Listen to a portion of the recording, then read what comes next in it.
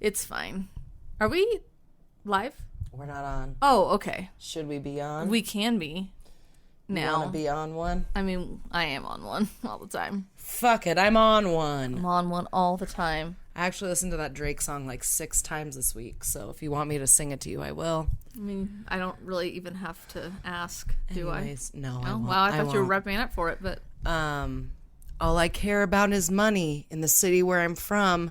I'm a drink until I feel it. I'm a smoke until it's done. I don't really give a fuck, and my excuse is that I'm young. I'm only getting older. Somebody should have told you I'm on one. Hashtag 30-ish. Welcome to the fucking podcast. Sound booth. Damn, girl. That was my poetic version of On One by Drake, That Rick was Ross, nice. Lil Weezy, and Young Money. Wow, that was quite a rattling off. Anyway, how are you? How are you doing, Shay? Welcome to the podcast, everyone. If you don't know what you're doing. Yeah. If you're listening and like, what did I turn on? Yeah. Or if you're watching and you're like, what did I turn on? Right. What did I stumble It's into? us. It's just us. I'm good. I got a little creative little drink in my hand. We got a little special drink. There's some greenery in our drink It today. is. It's like a little bush. It's delicious. Just no beating around the bush around here. No, I don't know why you're enunciating your words like that, but I'm digging it. either. I like it. Well, It's nice. Hi. Hi. Well, should we talk about what we're drinking today? Oh, yes. You. It's a Since lot of. we already talked about the bush inside of it. Well, we all like a good bush story. Do we? I mean, to We each do. their own. But whatever. Anyway, so yeah, it's all I know is there's vodka in there, and it looks like an orange. But it's not. So today, Or a clementine. Today for our 30-ish beverage, we are drinking a Meyer lemon Topo Chico. Oh, I was Samsonite. Time. I was way off. Vodka drink. Yeah, it's dope. Time After time. Yes, a Meyer time. It's Meyer time. That's what I named it just now. I like it. It's Meyer time. It's like a hipster's Mike's Hard. It is. You can even eat the whole lemon because Meyer lemons are delicious and sweeter than regular lemons. You and eat they're- the peel? I do. I literally The eat the peel. rinds or whatever. You can do it. I don't know about that. I've never eaten the peel. The lady I'm talking about today also does it, but I'm excited. because we're talking food today. Yes, a double header. And so I had Meyer lemons, and this lady I might be talking about, that I am talking about, That you are talking she also about. likes Meyer lemons because she's from California, and that's springtime, and this time right now it's a great time for Meyer lemons, guys. So here we are, Topo Chico seasonal beverage. That's right. Seasonal beverage. Absolutely. I like it, though. It's more festive than our usual really creative vodka sodas. Yes, you're right. I Yeah. put some time in it, so it makes it really special. It does. It's like a little time machine. It might be later. You're right. We'll see. Yeah, We'll see. we're about to get in our time machines Yes. and gun it to whatever year 80 you're going to. food Flavor Town. Flavor Town. There it is. Yes, I Got like it. it. I like Flavor Town. Guy Fieri is not who I'm talking about today, but he does am have I a talking about clever him today? phrase. I don't think I'm talking about his restaurant today either. So Yeah, we both rolled food, guys. Do you guys remember that? Yeah. If you didn't, if this is your first time listening, we roll the dice every week, and last week we rolled food, so that's what you're getting today, motherfuckers. Yeah. And we do love Topo Chico yes. too. So Oh, hot Sarah, right now. what's that, I love Sarah? that. Oh yes. So hot right now. So Oh, yeah. should we talk about this basket of goodies we got? guys, we have a It's like the special CBD treat. fucking Tooth Fairy came to town. They Here at did. 30-ish. They did. Yeah, they did. The Tooth Fairy We were CBD. two good little 30-year-olds. That's for sure. We were. No fucking crimes this week. No. Not that I do crimes No. or in general. Shay, you're not even talking about crime today, I know. even though you're talking I about almost food. was my subject just to talk about this one because it was so bananas, but I'll save it for a rainy day. That's fine. Just save your crime story for your crime roll. Oh no, it's like a free pass for me. I want to do it next time I get food, so then I can talk about crime. Okay, got it. Yeah, you got it. I got you. You got it. But today is no crime. No. But Anyway. speaking of not crimes, we got a little special Who is Stinky Easter Spice? basket of I love hell it. yeah. That's fucking hilarious. So we have some so if you guys listen to our last episode, we told you we have a new little sponsor partner for the podcast, Farmhouse Hemp, and I lied. They're not from Boulder. They're actually from Fort Collins, Which is even cooler. one of the owners lives in Boulder, so I got Tricked her. confused. Yeah. I'm sorry. He was really tricky. It's okay. Just Except because that we he have a tiny wasn't. lady brain. It's okay. I was just so excited that I didn't realize what I was saying. fine. Anyways, It's true, though. we have some really, we got a little gift basket. So we wanted to share some stuff that we have. So this is some of the stuff that they have on their website. They have more, but we're super excited to try what they gave us. So we have some CBD honey. Which looks amazing. Yeah, and so also everything that they have has CBD in it, and they use this process. They use what's called the rosin, and it's like the most natural way of extracting the whole, like using the whole CBD hemp plant, and retaining all the aspects of the plant. Without using any chemicals or weird shit. Which we're all about that. Sweet, guys. Absolutely. Yeah, they're right up our alley. So yeah. they make CBD hemp honey, which has 250 milligrams of CBD in the whole thing, 10 milligrams per teaspoon. So put that in your tea. Drink it. We also got some sweet. They gave us a bunch of flavors of their chapsticks. Which I just tried the this lemon, not the lemon cake, even though that sounds like a fucking pound cake you can put on my mouth. Just ignore that. Erase that. Can't do that. The vanilla mint, which tastes because I put it in there, it just all seeped in there like a delicious bath bomb in my mouth. And it's a lot like the wintergreen EOS, and I think it's better.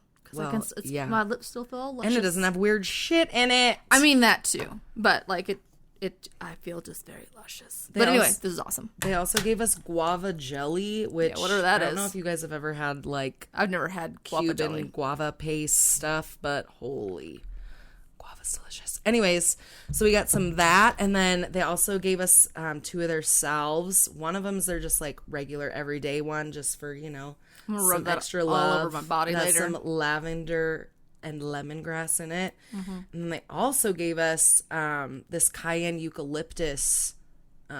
This is like their recovery salve, so it like kind of gets in there more, does a little bit more stuff for your aching joints and I probably pains. should put maybe this one on. I just got my second COVID shot today. What? And Maybe put it on my like little bat mark. My little bat mark. I haven't been bitten by a bat, but like I got hit by one, so That's it's how fine. she got her vaccine. Exactly. It's actually you get a bat bitten by you. It's a whole thing. Anyway, so you get bit by a bat, not a bat bitten by you, because then goes back to the first part. Anyway, And move then on. Let's go. It's really Let's confusing, and then your go. bat falls off, and then you find and a baby pops out. It's And great, then and then you cry. and then there's a baby. And then we also got some of their hemp oil, which is like full spectrum CBD, hemp rosin, full spectrum, freaking deliciousness. You ingest it right now? And it's mint flavored. Yeah.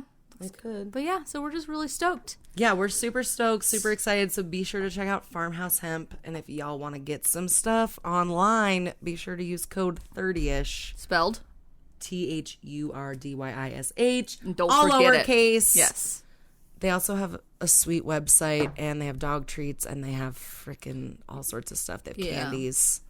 I'm super stoked. They're dope. I'm gonna try that on my spazzy sister's dog.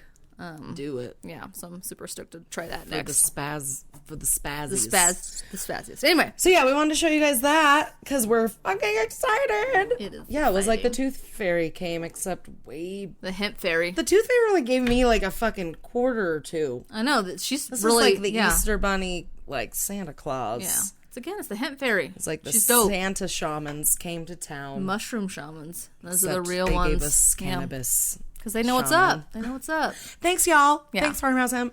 All right. Well, I did want to mention one more thing. Has anyone heard about Benifer getting back together? I didn't until you. Hashtag pop culture nostalgia.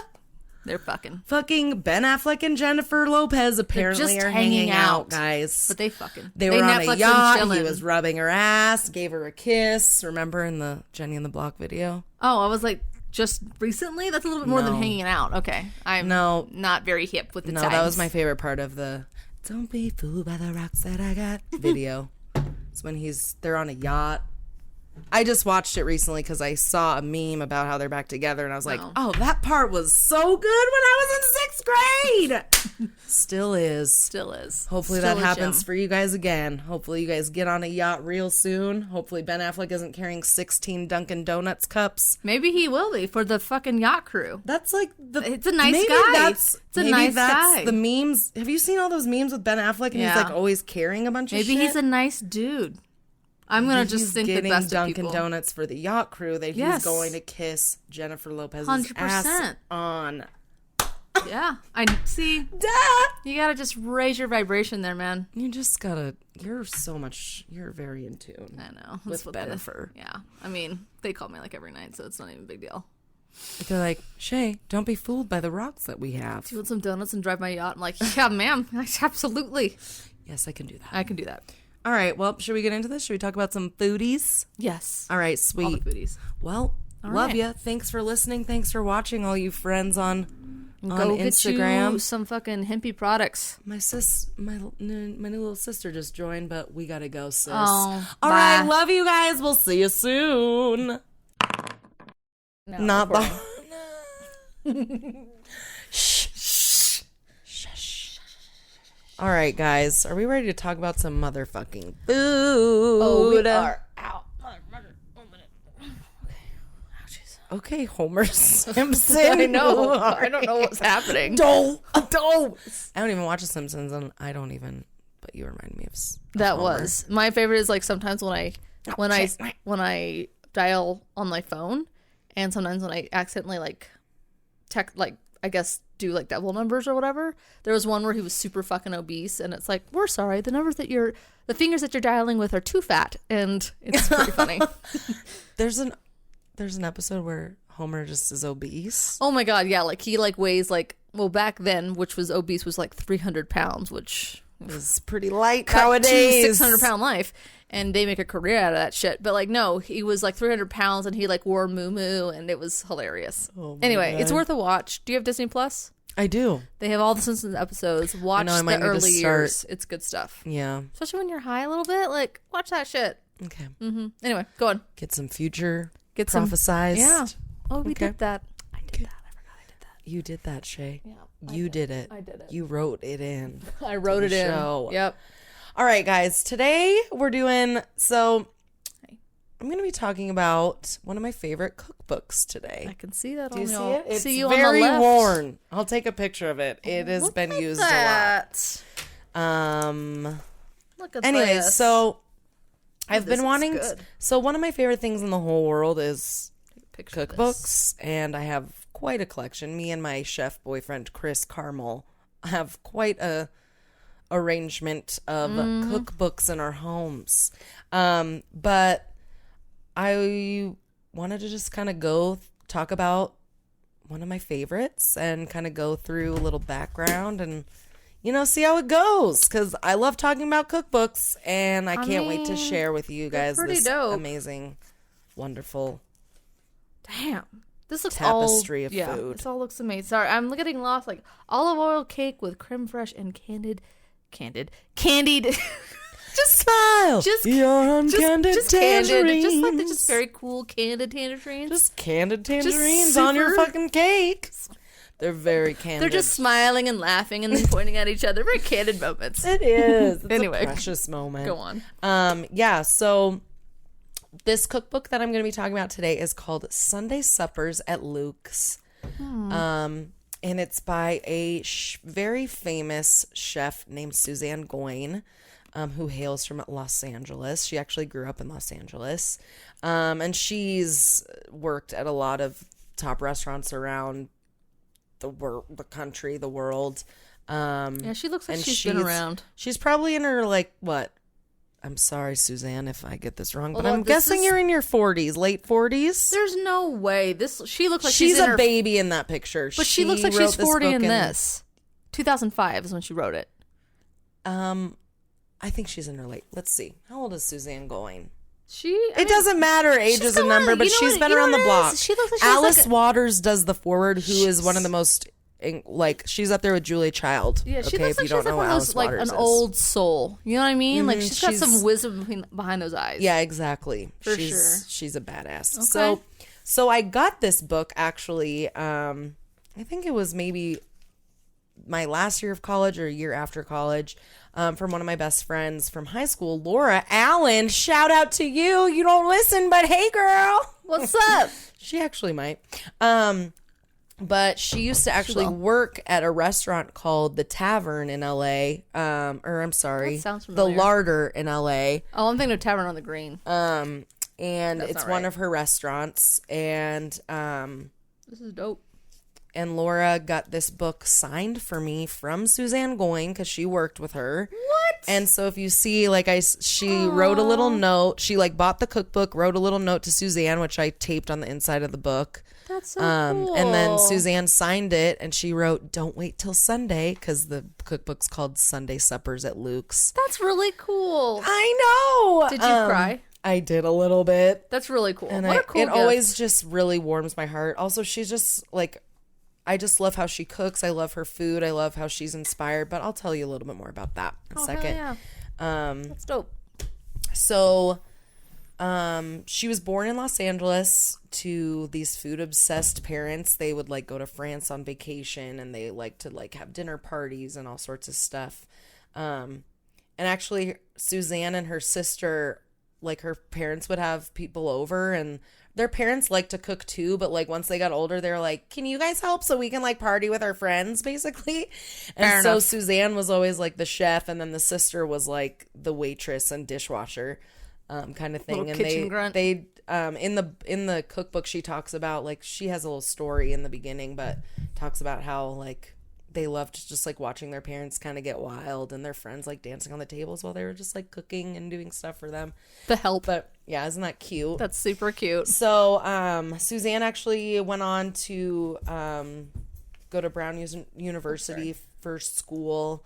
Her background of being a chef includes cooking in restaurants like Ma Maison, which is one of the most famous restaurants in Los Angeles.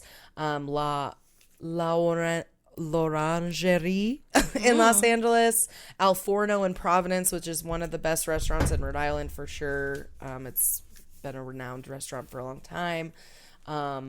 She also worked at Chez Panisse, which is Alice Waters' restaurant in Berkeley. And then Alain Passard, who is another really famous chef from France. She worked at his restaurant, Arpege. I don't know how to speak French very well. In Paris. Yeah. So anyways, so in 1998, Suzanne opened the restaurant called Lucques, which is what this book is about. And it's in West Hollywood, and I've actually had the privilege of going there one time. I actually went there with my friend Laura Allen. And what did you eat? I ate skate, which is like a fucking ray. A ray? It's like a sugar ray or a stingray? A stingray. It's like a stingray. What's the other word? What? Anyways, it's like a ray. Manta rays. It's not a manta ray. Those are fucking huge. But it's a little, they're called skates. I don't know what the fuck you're talking about. It's like a manta ray wing, basically. Oh, it's like a little one, like a little stingray wing. That's sad. Well, what does it taste like? People gotta eat. It tastes like really yummy white fish. Oh, okay. I just would think that it would be kind of just like cartilage, so I just don't know. I've never eaten shark. Have you eaten shark? Yeah, no, I haven't. No, so I just assumed it's like that because they're just all cartilage. Yeah, it's good. All right. It's white fishy. I tried anything once. The texture, I would say, for me at least. Maybe not dolphin. No, I'm never eating a dolphin. Anyways, so that bycatch. So she opened Lucques in West Hollywood in 1998 with her business partner Caroline Stein. You can see, there you go. Who actually, her and Caroline Stein are some of the top restaurateurs in Los Angeles right now. in the past, probably 10 years, they've opened a couple different places. That's dope. Caroline Stein is like a wine freaking goddess. And so they are a fucking badass little team. And so her restaurant, Lucques, was an instant success. And Suzanne Goin was named one of Food and Wine magazine's best new chefs in 1999. Lucques received praise from Condé Nast Traveler, Gourmet, Bon Appetit, and Savoir magazines, including a prestigious 3-star review by the Los Angeles Times. Damn. She later opened a second restaurant, AOC, which at the time in 2002 was a groundbreaking concept of inspired wines by the glass with a small plates menu, all paired with the different wines. And then in 2006, she wrote the cookbook Sunday Suppers at Lucques, which actually won Best Cookbook from a professional viewpoint. Oh. And then also, so like from a chef, like not just like, I'm a little home cook, which is fine. That's fine. But that writes a blog about how my marriage sucks. like she goes kind of, yeah. That's cool. I need 6 shots of vodka for this one recipe. But anyway, here's the snickerdoodle recipe. It's fine. And so she won Best Cookbook in 2006, and later in the same evening, she was recognized as and awarded the best chef in California. 10 years later, she's recognized by her peers as the best chef in the nation, winning Outstanding Chef of the Year 2016 for the James Beard Foundation Awards. And in 2017, she was inducted into the foundation's esteemed Who's Who of American Food and Beverage in America. She also became the 11th chef and first woman in the United States to win the GAYOT.com Restaurateur of the Year award in 2019. Okay. So basically, she's a bad bitch. Okay. No shit, she is. So a little more about the cookbook. So Sunday Suppers, it's called, and these Sunday Suppers originated at her restaurant Lucques, which is spelled L-U-Q. It's L-U-C-Q-U-E-S. Yeah. Sorry, I would have pronounced it like Lucques because I'm an idiot and I only know how to like do things phonetically apparently. So the restaurant concept itself was for this restaurant to be part of the community, the food being the catalyst for, conversation, laughter, love, all the things. And it's a place where people can gather, relax, escape, celebrate.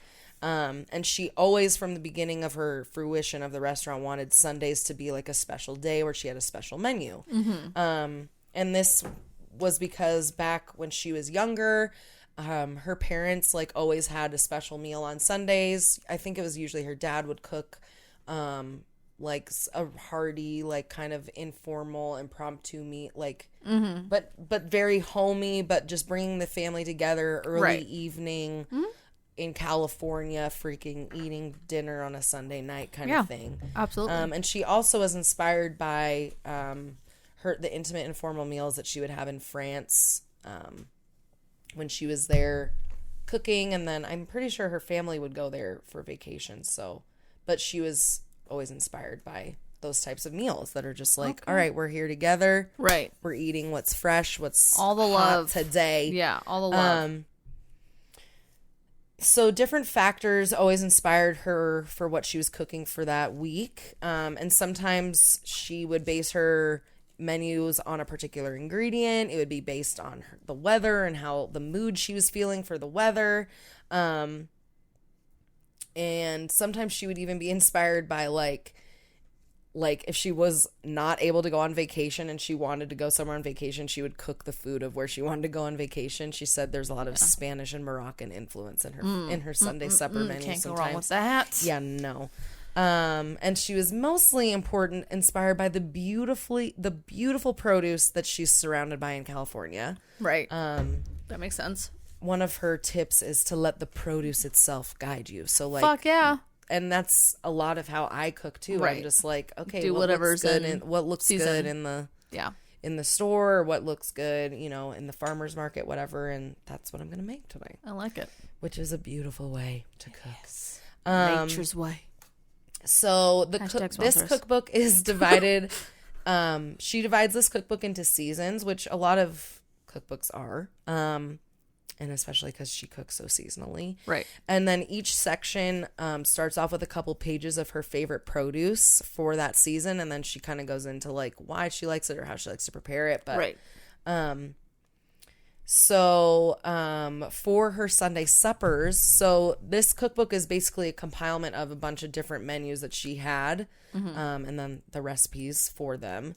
And so if you went to the restaurant on a Sunday, you would get it would be a prefix menu, which means it's a set menu. You don't order off the regular menu. It's like whatever's on this menu is what you have. No mods. Shut up. Yeah. Shut your mouth. I'm gluten intolerant. I mean, I'm sure they accommodate for those kinds of things, but you know, it's like this is the menu. We're not making you a pizza because you're.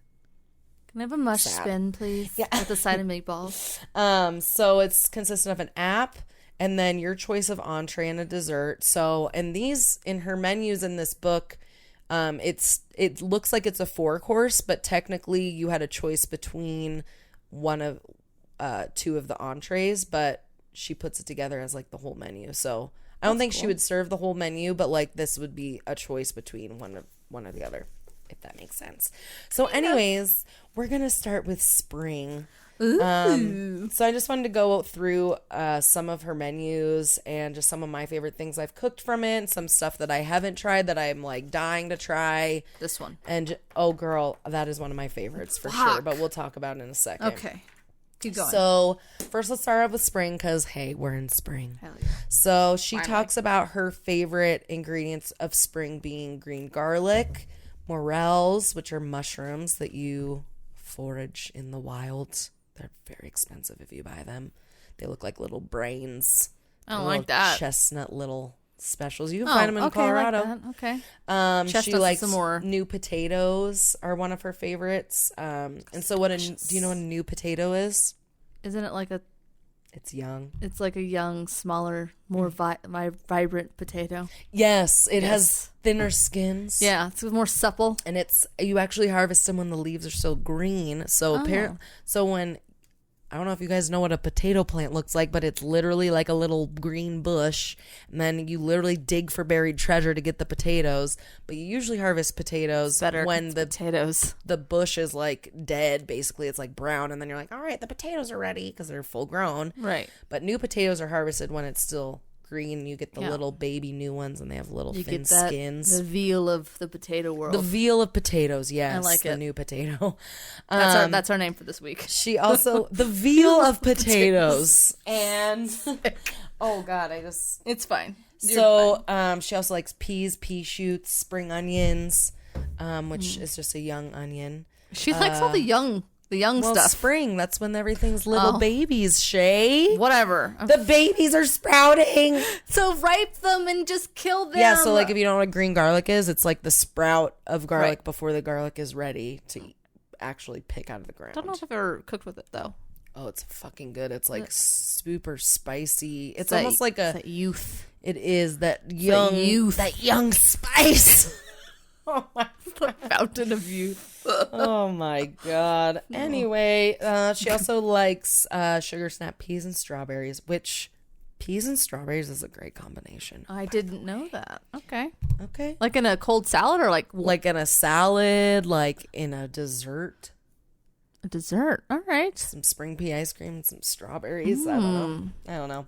Anyway, so I'm going to talk about some caramelized fucking honey that we got. Let's talk about some menus. Let's get you guys drooling, shall we? Dude, already successed. On your lunch break. Yep. On your sitting in your car by yourself. Cleaning. On your tub you time. Fucking hate Becky. You don't want to go inside. God damn it, Becky. That's funny. My sister's been complaining to me about this lady named fucking Becky. ESPN right Becky here. Lehman. Tape cassette comes out of Afghanistan. What does she say? What does she say when she's like, when Amber Adkins loses her thing and she's like, I should just ask you, Becky. Sorry, me and my sister have been saying that a lot lately. No, it's true. I should ask. Yeah, that's what she says. Maybe I should just ask you, Becky. So good. Anyways, she talks about the Lucky Bolt and she could shove up her ass for dessert. Fucking bitch. Okay, so let's talk about some food, okay? I'm ready. So first, which I haven't tried this full recipe, but her first menu has a leg of lamb with chorizo stuffing, Romesco potatoes, and black olives. So this recipe is Mexican, Spanish kind of fusion. And so she takes a leg of lamb, adds breadcrumbs, rosemary, chili de arbol, onion, garlic, thyme, mint, and parsley. Stuffs all that shit inside of lamb. Okay. Put in that baby carcass. And chorizo. Okay. Oh, god damn. And then for the potatoes, Romesco potatoes, I don't know if you guys know what Romesco is, but it's one of my favorite sauces. A lot of times it has like roasted chilies and tomatoes in it. Hers has ancho chilies, almonds, hazelnuts, which I usually only use almonds, but she used almonds and hazelnuts. San Marzano tomatoes, which if you guys don't know what San Marzano tomatoes are, they're very special Italian tomato.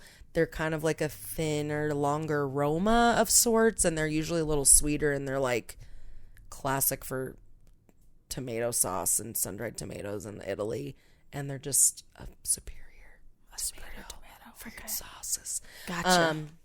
And then she also puts parsley, lemon, and cherry vinegar Romesco, and you just blend all that stuff together and make a sauce out of it, and you can put it on fish, chicken, fucking potatoes. You can put it on veggies. Yeah. I love Romesco.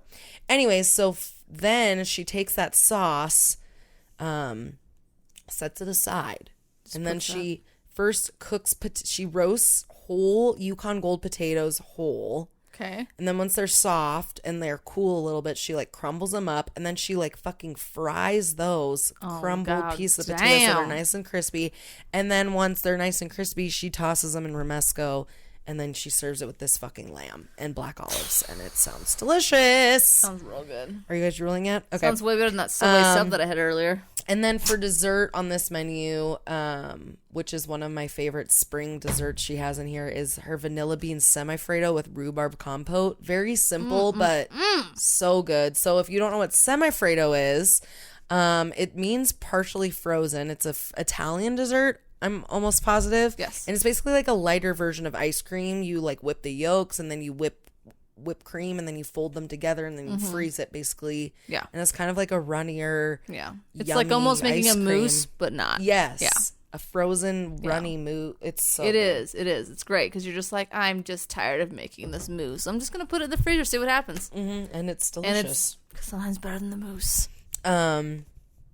Yeah. So that's what semifredo is. Okay, so next up in her some of her spring recipes, I thought I should give this one because it could kind of be a dick joke. It's called Gentleman's Relish. It's on toast, okay? And she puts it on a watercress soup. Fucking But just so you know, Gentleman's Relish isn't just another word for jizz, okay? The Gentleman's Relish. It's actually. I was like gonna say a gentleman's relish. I sounds like he might have something wrong with his dick. Yeah. Yeah. It shouldn't be relishy at all. You should tell him to get off of you right now and go to the doctor. It's just probably an STD. Yeah, because it's relishy. Did you catch the Columbus Exchange, sir? If you can't technically relish in it. Yes. I don't know. But anyways, Gentleman's Relish is an Irish condiment made by only one company in the whole world in Ireland since 1828, and it's called Gentleman's Relish, and it's basically a butter made with anchovies, shallots, lemon zest, chives, parsley, a little bit of cayenne, and you put on some toast, and it sounds pretty fucking good. It was from 18. And you river dance and you eat it. It's great. Well, you said it was from 1828. It's been made by one company. Yeah, so they're just like only gentlemen can have relish. That's probably where it came from. This is not for ladies. The only gentlemen. This is not for ladies. They just get whole pickles. Eat it. And even then, they can't eat those. They just have cucumbers. I want it. So I just had to say that she has a nice little recipe for Gentleman's Relish. I like it. If you want a woman's taking it back dinner. Yeah. Next up, she has a really good recipe for wild striped bass with faro, black rice, green garlic, and tangerines. I'm hungry. I know. So faro, if you don't know what that is like an ancient grain. It's not gluten-free, but it's fucking delicious. Healthy for you. It's kind of like barley and risotto had a baby. Yeah. And then black rice is just, black wild rice, and it's really healthy for you. It has some good shit in it. And then, green garlic tangerines, delicious with fucking fish. Yeah. Anything with fish. She also has a beautiful tarte au fromage recipe in her spring section, which is basically just a puff pastry with sweetened ricotta filling that's like baked. Then she serves that with lemon cream and blueberry compote. And the lemon cream is literally lemon curd folded into whipped cream. Fuck yeah, girl. Fucking jizz in my pants. Thank you. Or in my mouth. Lemon curd is my favorite thing in the world. You just waste that in your pants. You're right. Just Put right that in the mouth. Next up, she has a lot of really good fish recipes in her spring. Sounds like in her spring section. So she has a halibut with fingerling potatoes, fava beans, Meyer lemon salsa, and savory creme fraiche, which savory as in not like, not sweet, savory as in the actual herb, which if you don't know what savory is, it's basically like mint, rosemary, and thyme had a baby. I'm just trying to figure out what that tastes like. It's like kind of it must be delicious. And like right, but like in the creme fraiche, that just sounds like it's just like creme fraiche. A better kind of fucking onion dip. Yeah, so her Meyer lemon salsa that she has in this in the spring section is one of my favorite fish salsa. It's a great condiment for white fish. And it has parsley, shallots, olive oil, savory. And it's and Meyer lemons, and it's fucking delicious. Yes. She also has speaking of creme fraiche, she has a creme fraiche panna cotta recipe in there. Oh, damn. I think she serves that with strawberries and something else. She also has a really yummy spring veal ossobuco dish, which ossobuco, a lot of times you think of winter heavy, but she brightens it up with English peas and pea shoots, and then she makes it with a saffron risotto. And veal, as we know, is baby cow. We do know that, but that's okay. You can just bypass that shit. Okay. So, one of my favorite desserts of this section of her cookbook is her Roman cherry tart with almond crust and almond ice cream. It's basically like a fancy cherry pie, and you basically just make cherry compote with a little grappa or brandy, which grappa is basically just brandy, but it's Italian. Right. And then you make the crust with almonds and then top it with fucking delicious almond ice cream. And it's fucking good. It's delicious. And hashtag spring cherries. Yeah, that's delicious. She also has some simple apps like white asparagus, morel mushrooms, and ramps over polenta with just fresh herbs and butter. She's all about highlighting ingredients and she does some cool techniques, but a lot of times it's just showcasing the fucking beautiful vegetables and produce that she gets. She also has a grilled skirt steak with artichoke potato hash and black olive aioli. She likes that black olive. She does. And at least dig for it. The spring. No, but I black like olive aioli, yum. Yeah. Hell yum. Yeah. And artichoke potato hash. Yes. Okay, moving on to summer. We'll talk a little bit about some of the stuff she's got in there. Some of her favorite ingredients for summer are avocados, berries, corns, cucumbers, eggplant, figs, melons, haricot verts, plums, peppers, peaches, nectarines, shell beans, and tomatoes. Some of my faves from this section are a soft shell crab with lima bean salad, grilled bacon, and cornbread. God damn. She is gangster. Shit. Another one of my favorite recipes, which is also one of my other favorite desserts, is almond financiers with nectarines and fresh berries. And then if you don't know what a financier is, it's a little French, one bite cake, moist almond cake. Oh my God, so good. She also has a really awesome clam recipe with bucatini pasta, which is kind of like a thicker tubular spaghetti.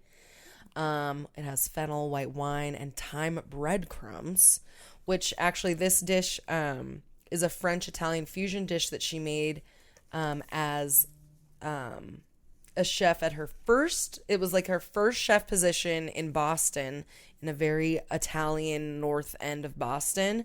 And usually people weren't cool about fusioning, French and Italian, but she did, and It was a hit. She's like, I won't fucking do it.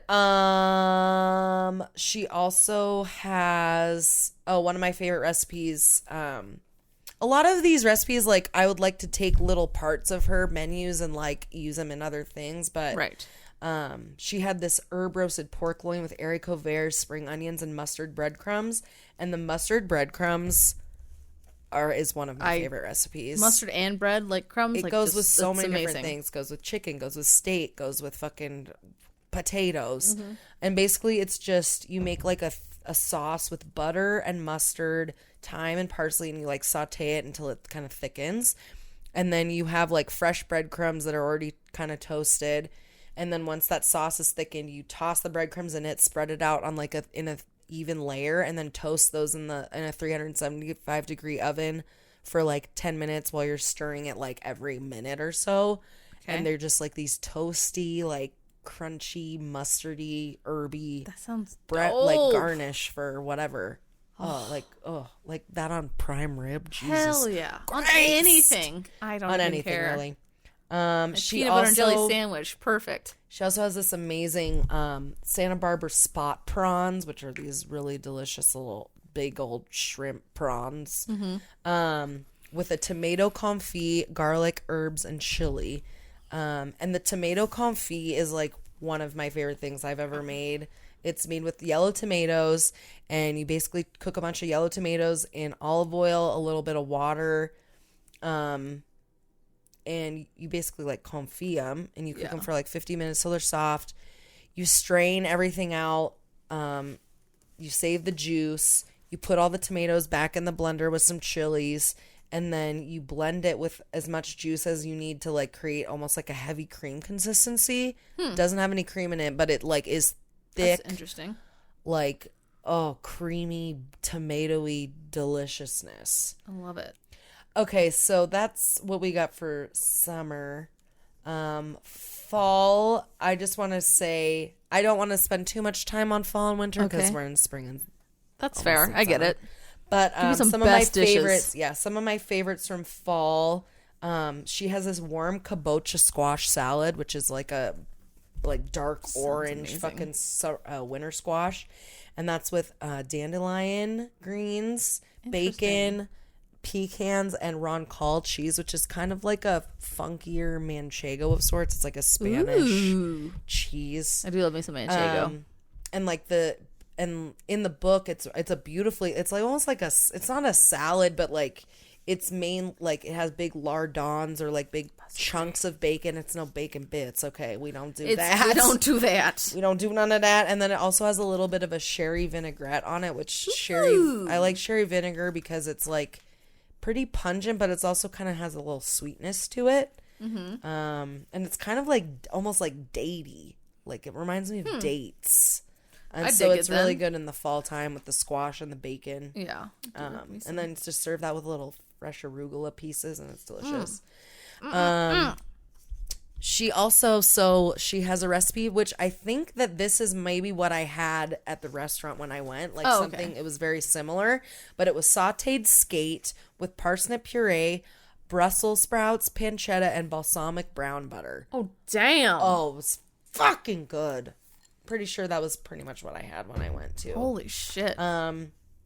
So for the winter, this is my favorite desserts of the entire book, which is actually the first recipe that Shay pointed out when she opened the book. What is this? It's called Jessica's favorite Meyer lemon tart with a layer of chocolate. And it's so beautiful. Do you guys know why I've used Meyer lemons today too? Because it reminded me of her. So this tart is it's her little story about it is super sucre. Cute. I know, it's cute, right? So it was her last year of high school, and they like her class. I guess when you're a senior, you get 2 weeks off from class to do these like senior projects, and most kids would like go scuba diving or rock climbing or do like photography. But she was like, I'm gonna go cook in the best restaurant in LA. So she went in 1984 to Ma Maison, which is was a pinnacle of LA in 1984. And she was actually, because she was a girl, she was ushered straight to the pastry kitchen because that's where she was. She's a lady. So that's where she went, but she don't know how to cook no savory. The first thing she made there was this lemon tart, just a classic lemon tart, pâte sucré crust, which is like the sweetened like tart crust that you it's like a cookie eat every time. It's delicious. It's like, and then when she came home from her little 2-week stint, she wanted to make this lemon tart for her family, but her sister, who's like a chocoholic, was like, you have to put chocolate in it. She's like, fine. Together they made this delicious dessert, and I know lemon and chocolate sounds really weird together, but if you haven't had it together, it's quite a good combination, right? In certain instances, but a nice layer of dark chocolate in this fucking it looks yummy in the picture lemon so tart. Thin. It's so good, but it looks amazing, and it just looks delicious. Yes. So that was my favorite dessert of like the whole book. Yeah. Just because I fucking love lemon. I'm telling you too, like what you're talking about, like what she talks about, like simplicity though. Sometimes it trumps everything. Yeah, because I mean, if you have, you have to have good ingredients to start, of course, as well. Of course. Like that makes such a difference in Absolutely. Your cooking, for sure. Another one of my favorite recipes is in the winter section. And it's her braised short rib recipes, which actually she says this is her like love to hate dish. You know how all chefs have like, oh, you guys fucking love that so much. I'm never going to be able to never put this on the menu ever again. Right. This is her recipe. So why? But it's amazing. But she said that she like put it on the menu one time, and then in springtime, because it was like the winter, so she took it off the menu and people were like, what the fuck? But she was like, I took it off the menu because it's spring. But they're like, put it back on. We demand it on the menu because all year round you would get yeah. So what's yours? My love to hate. Yeah, what was your love to hate on Vino? That I made up. Yeah. Probably it would have to be something that once everyone would like prep it all the time, they'd be like, this is so annoying to prep, and I'm just like, shut up, it's delicious. Just make it. Probably. Do you want to cook the veggie chips? And they're like, no. Yeah. I'll make you cook veggie chips. Oh, wait, you all suck at it on purpose so that only one person can make it, you assholes. That's true. I was just like, who the fuck? And they're like, we don't make it good on purpose. You are a bunch of pieces of shit. Oh, my God. I love you all, gentlemen. It might have... The first thing that's coming to my mind, which it's one of my favorite recipes I've ever created in my fucking life, but everyone ended up hating it because it was testy.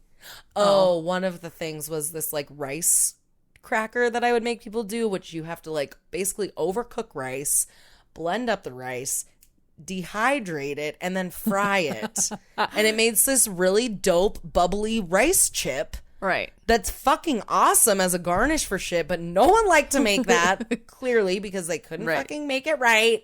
No. And then I'd be like, you guys just do this, and then no one could ever do it the same. That's so weird that they didn't know how to do it the same. I fucking little boys. So good. No, I'm just kidding. No, that's manipulative, but it's fine. I get it. And sometimes I feel like people would do that. And it was just like, yeah, you just don't want to make it, so you're fucking it up. This is not how the restaurant world works. Right, I'm just going to make really soggy veggie chips, and they'll never ask me to do them again. I'm like, that's not how that works. Poor little Jace. He always was assigned to them. Fine, you'll wrap bacon dates for the rest of your goddamn life. Never mind. Yeah, mine was the beet cake. Oh. That thing was a pain in the ass. It was pretty. It was really pretty, and that beet ice cream was really, really good, but it was such a pain in the ass to make, and I regret it. Yeah. But I did get a great compliment that they liked it better than the toffee date cake, so I was like, that's dope. And they're like, well, you shouldn't do that until you leave, or whatever. Or you should keep doing it. And I was like, I made a grave error. Oh, fuck. Fuck! That beet ice cream was fucking good. It was good, and it was just so pretty. It was. Oh, it was so pretty. Yeah. I'll have to say my rice crackers, even though they were fucking cool. I don't know if I ever had those. I think it was been after I left. End of my life there. Just the end of your... The end of my hurrah. Your demise. Yeah. Your demise. That's funny. So yeah, hers is her short rib recipe, but this short rib recipe is really good, and I like it because it's a little different. She puts balsamic vinegar in it, and I also like that she uses pearl onions. She serves this with horseradish cream and potato puree and Swiss chard. Very classic, but it's a good short rib dish. Yeah. You did good, Suzanne. Sorry you made something so fucking good. But everybody likes it, and they're like, where's the Big Mac? Yeah. It was your Big Mac. Mm-hmm. That's your Big Mac, girl. Oh, and then another one in the wintertime. There's another one I saw. Devil's chicken thighs with braised leeks and Dijon mustard. That sounds but dope. the braised leeks in that recipe I used for my chicken confit and a couple other things on my menu. I made them a little different than her, but like they're basically good cold or hot. Mm-hmm. And you just braise them in like white wine, herbs, garlic, olive oil. I think I put Dijon and a couple other things in mine. And you basically just kind of confit them. And it's just really fucking good. I'm just like looking through some of this as you're talking, and I'm just like, she really just fucking like every other recipe, it's olives, beautiful.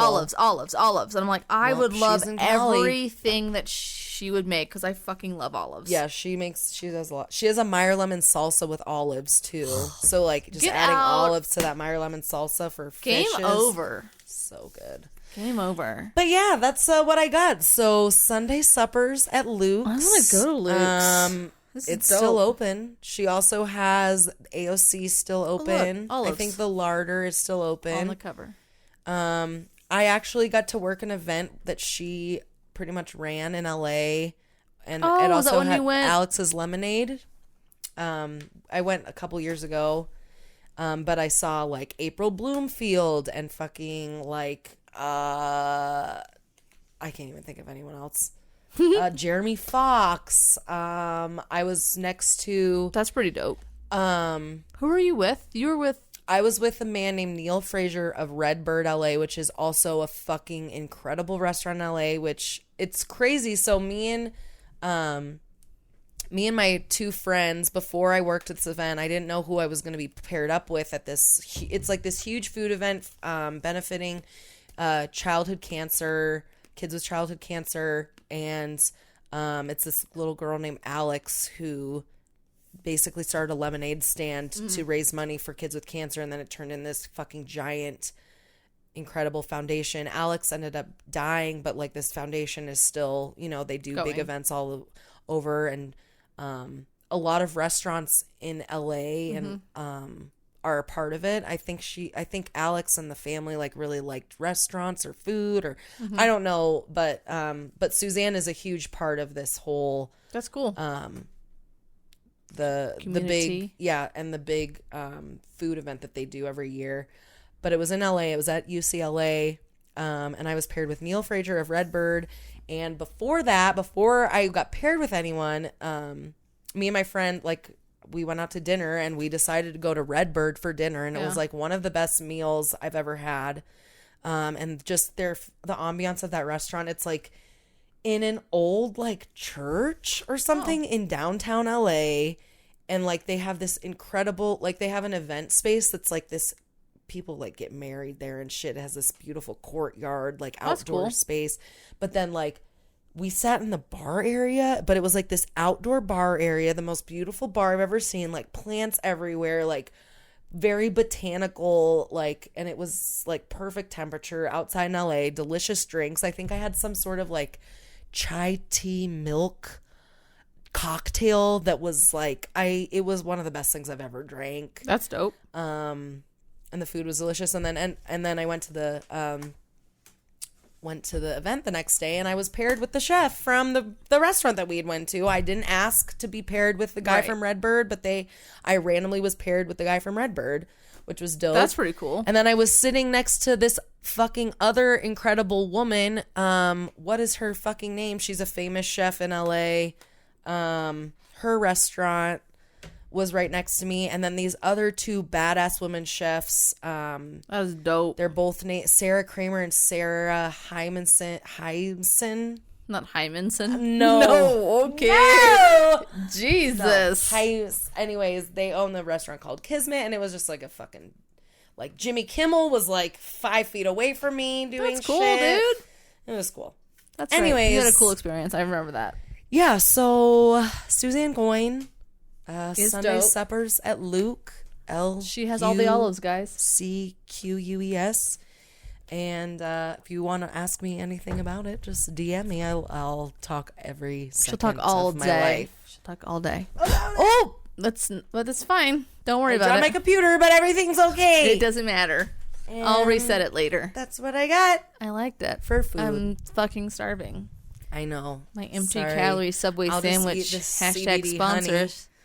It is not filling me up. The CBD honey's not? No, the empty calorie Subway sandwich. Oh, no. Because it's just air food. Yes. It's true. But it's so flavorful. But it is. Reminds me of my childhood. It does. All right, I'm ready for your foodie. Are you ready? I'm ready. Oh, I guess I have to stop it first. I guess so. All right, well, see you guys in a sec.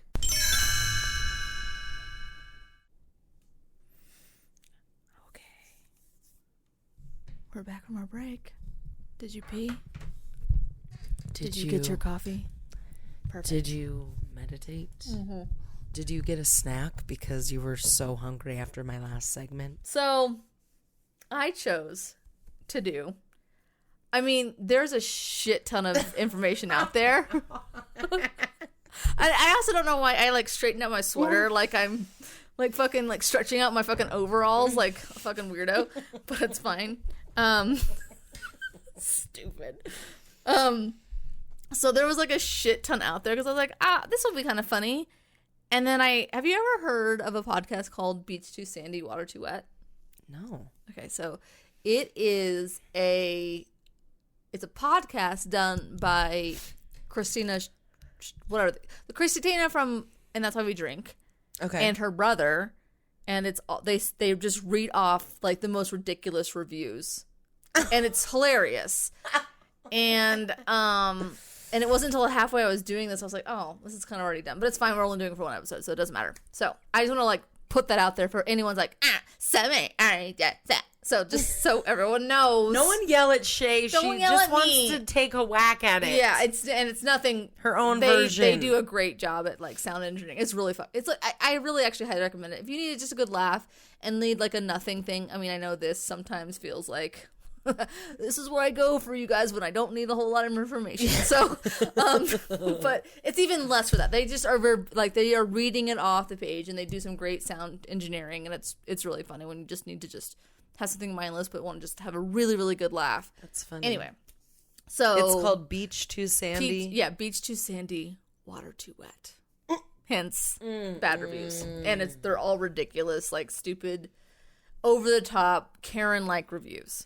And so, on that note, I am doing some of the worst reviews of some of the best restaurants. Perfect. This is fun. Yeah. So, I thought it was kind of silly. I love it. Yes. Okay. And, we all like a good list here over at 30ish. Yes, we do. It's good talking points. And I love to laugh at other people's thoughts sometimes. Don't we all? Some of them are just like, okay, some of them are just like, what the fuck? Is it real or is it not? I don't know. Anyway. Okay. So also, there were some French restaurants. So I already apologize. Right. That being said, I'm moving forward. Okay. So just because I can't pronounce things, which I actually think I might be tongue-tied. I was talking to my aunt and she was talking to a client of hers and she's like, oh no, I found out because I thrust my tongue too much like forward, like this is what she was saying, like I essentially like stick my tongue way too far out like a little silly snake. Okay, Miley Cyrus. Yes, exactly. and she said like, and I found out when she went to like a speech therapist that she was tongue tied, and I was like, that's probably what I need. And then that's probably not what I need. That's what I am. I'm also brain tied. So. And she's like, oh yeah, I'm doing these exercises, and then they're gonna do like I can't remember what it's called, like where they cut the little part of, like they loosen it up. Don't! And I'm like, I'm not doing that. I'm not gonna be in a kiss band. I'm not about that. Do not get a lizard tongue. No, I'm not. I was like, just give me the exercises and I'll be fine. I'm not gonna do any type of weird ass vasectomy or whatever it's called. I don't know. A vasectomy? It's just like a vasectomy, but for your mouth. But for your tongue. Oh my. Yeah. Anyway, so. All right, well, that's first a thing. Up. Maybe you are. Maybe I think I am. That's why it's not because I'm illiterate. I mean, I am, but that's not the point. So. It's just, this is it's just who added I am. Turtle. It's fine. Okay, so the first up, tongue-tied here. I'm just going to always say that. There is a fucking lyric about being tongue-tied, and I can't think of it, so. Oh, you'll think of it later tonight. Yes, I will. I don't know why I said that seductively. Oh, you'll think about it later tonight, but whatever. I guess I will. You will. Buddha's gonna know. Oh, she gonna know. She gotta know all the things, don't you know? Okay. Yes. Okay, so the first up is Blue Hill at Stone Barns. Yeah. Okay, so you know where this is. I know exactly where this is. I cannot wait to hear what some motherfucker even tried to say it to them. Okay, so this is like one of the best, like, farm to table, legit, like, literally farm to table restaurants in the country. I looked at some of them, like, this is some fucking amazing. Like, I don't know why. Anyway, okay, his name was... Like, they feed the chickens fucking cayenne, like, red ass peppers so that their yolks are like tie-dye looking. Shut up. Like, they like create their own kinds of potatoes that aren't GMO. They just hybrid them to make them this perfect. Do chickens eat the cayenne pepper though? Yeah, they don't feel the capsaicin. Really? Yeah. Fucking dinosaurs, dude. They can eat fucking hot peppers all day. And they don't feel it. They won't cry, and they won't. I mean, their assholes won't be on fire. Apparently, they don't. I mean, they already shit like their assholes are on fire. They're like, ah! They just probably have more eggs during this stage of their development. That's fair. Anyways, that's pretty cool. So, but Blue Hill's awesome. They tie-dyes their.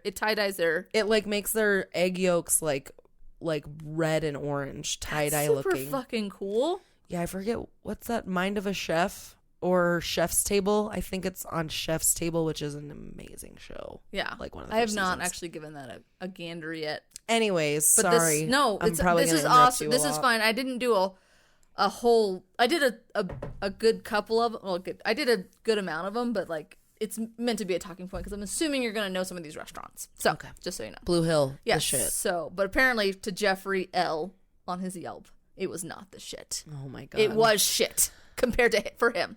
Okay. So, quote, in a highly artificial and radically manicured natural setting, you pay $85 or $175 for a single floret of organic cauliflower brushed with oil impaled on a nail hammered into a block of wood set in the center of a table. That's his first part of it. So, also, they're very abstract with their platings and things. Which to me, I'm just like, that sounds fucking dope. Like I would pay. Give me it. I would absolutely. I would pay $85 for that 4x4. Put it right here. Absolutely. Yeah, legit. That's cheap for lumber prices now. Dude, can I keep the block of wood? Is that how that works? No. No. Well, fuck. Okay. So next came completely tasteless slivers of Long Island fluke. Next, a silver. I can read as well. A sliver of pork belly fat set on a bed of fava beans. Very Silence of the Lambs. That's what he said in it. After I didn't make that up. So after that, 2 slivers. I mean, I think he was just. It's a tasting menu, you dumb no asshole. He clearly didn't understand that. I didn't get a side of beans. These I've had bigger portions at Costco. Like I'm sorry that you didn't understand what you were about to get yourself fucking into, but also you're not. Yeah, this is all. Some of these. This isn't the Outback Steakhouse, right? And some of these, I will say, some of these are Yelp, and then some of them are like actual food critics, just so I could get like some actual and like some descriptions of food, just because this is a food segment, not like an asshole segment. But anyway, So, and then after that, 2 slivers of capone breast. Is that right? Capone. Yeah, I think that's duck. Duck. Okay. It's a type of duck. So that had a texture of raw human flesh, which I want to be like, hang on. How do you know? Yeah, are you a doctor? Are you Jeffrey Dahmer? I'm sorry. Is that why this was such a sliver of a meal for you? And that's why he also was like made a nod to fucking Silence of the Lambs. And so he's like, fava beans, like this tastes like my fucking meal last Tuesday when I ate Joe. So but Joe was meatier. Yeah, 100%. I cooked him medium rare. Like this was, and I at least had his whole fucking neck, not a sliver of him. Yes. And then in the meantime, the bus girl was like plying us with a basket after basket of potato bread and I guess refilling our water glasses. Like saying like she was in on the dude. That's literally what they're literally supposed to do. That was the end of his review. And he was like, I would give it the 0. Waitress filled my water glass. Motherfucker. And then he was like, and I would give it 0 stars if I could. Almost all of these Yelp reviews were just like, I would give it 0 stars if I could. So. Can you not? You have to give something 1 star? Yeah, just 1. You have to just give it 1 star. So I would give it, I'm like, all right, whatever. Jeffrey. See? Jeffrey Dahmer, I'm telling you. Oh my God. He is incarnate. He was. He had to go somewhere. And he wasn't done. He came back as a foodie. Yeah, he did. He did. # reincarnation. What? How's that for you? # that's a new paranormal. Yeah. I like that. Anyway. Yeah, it's a good paranormal. Okay. The next one I'm going to not say correctly, but it's in Berkeley, California. Chez Panisse? Yep. That's where Suzanne Goin works. Fuck. You just said it too. Yep. Fine. So, yep. Alice Waters. Yep. So this is a bad review for them. Okay. Also a Yelp review, just so everyone knows. I will let you know which one is the Yelps and the. You'll probably know because they're not going to sound like a bunch of fucking Yelps Karens. and the helps. The Yelps and the helps. Okay, so Kristen S. Okay, so Alice Waters, one of the top, like one of the best women chefs of all time. Yeah. Owns Chez Panisse, that's been in Berkeley for probably at least 30, 40 years. So go on. Yeah, no, this person's an idiot. Okay, so they served us bread with butter. I asked the waiter if we could have olive oil and vinegar. No, yeah, and I said verger, but vinegar instead. I hate people. Minutes later, he came back with olive oil and in like a sheepish, apologetic smile on his face. Quote, "Here's the olive oil. I checked with the kitchen. The only vinegar we have is a 100-year-old balsamic vinegar, and it's really expensive. Hence, they didn't give us any. What the hell? For the price we are paying for this lackluster tasting menu, you'd think they could spare a few drops of goddamn 100-year-old vinegar." Oh my God. She's not done. It's not as if we were going to drink a whole gallon of it. Oh my God. In review. I don't eat butter. Oh my God. We weren't going to drink the whole gallon of it. If you're going to go to a place of such prestige, please, for the love of the Lord or the love of anything, please the love of yourself, know that you are going for an experience and not for an Arby's heyday. Arby's was the first Applebee's, sorry. # sponsor us. All right, but it's fine. No, I don't want Arby's fucking fake meat money. Fucking powdered meat. Have you seen sliced that they talk about how they got new crinkle fries, which I'm just like, I'm pretty sure you just got that from like fucking King Soopers down the way from Kroger, and it's just like the ones you put in a kid's Lunchable or whatever. Like the little tiny like crinkle ones you get like at a fucking high school cafeteria when they give you like that little tiny like were plastic their fries cartons. Good? I don't like curly fries. They had curly fries, but now they're offering like crinkle fries, and I'm just like, you mean those nasty potatoes that you get from the fucking? Okay, sure. Okay. Anyways, let's go back to the beef and cheddars. Yep. Of human beings. Yep. Okay, so this one was actually done by a food critic. So all they were mad about was that they didn't get fucking olive oil. Yes, yeah. And they didn't get vinegar. No, they got the olive oil, but they didn't get the vinegar. Because they were just like, it was really expensive, and like, how dare them? Yeah, literally a teaspoon of that shit's like $80. Yeah, so shut up! But they're like, we just didn't want the butter, so you should give it to us. Jesus fucking Christ. If anyone could have seen Shay's face, it was priceless. Okay, moving along. It's funny. You're 30-ish. Okay, so this one was done by a food critic, and this was called Radio Anago in Chicago. It's a sushi restaurant. Okay. Anago, that is a Japanese word for something. I mean, you could have made it up, but I was unagi, like, unagi's eel. Yeah, I just know that from Friends. Anyway. Perfect. So it was a sushi restaurant, but this critic was talking about this. It's like signature dish, which was hoji. Yeah, I think it's called that. I could be again pronouncing it incorrectly. It was a hoji fried chicken, and he described it as disturbing. Oh no! So this was part of his review. So the sprinkling of gold flakes lent a top note of bullshit, and that was the good part. The skin had an off-putting tang and rancid flavor, which seeped into the dried out meat and left a greasy feeling on the roof of my mouth that was like the demonic clown from It could not be destroyed. I was like, okay, that was oddly specific, you sir. wanted us to read you on a podcast, didn't you, sir? You did! And I was like, I'm putting that down. I am the most clever descriptor of all! Mom! I'm gonna explain this chicken like the movie It! It's gonna be great. And then I'm gonna go home and watch it, and then my mom's gonna make me pizza rolls.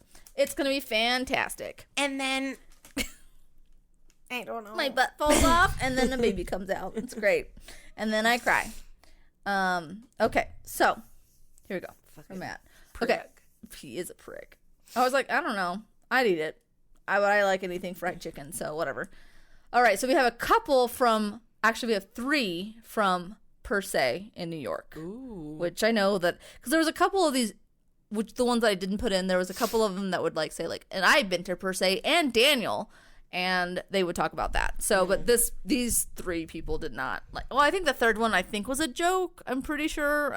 It just seems a little whatever, but I put it in there anyway. Okay. Little local shout out about Per Se. Yes. So, if you've heard of Chimney Park Bistro in Fort Collins or in Windsor, the chef owner. Well, he's not the chef there right now. Well, I mean, he's still the chef-ish, but the owner, Jason. Yeah.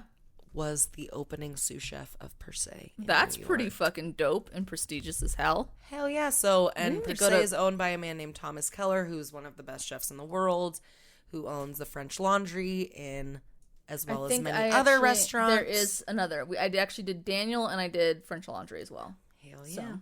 So, yeah. Both incredible restaurants. Yeah. All. Well, to most people. Except these guys. For these motherfuckers. Well, Per Se, these ones. everyone has a bad day, I guess. It's true. These Per Seers. This Per Se.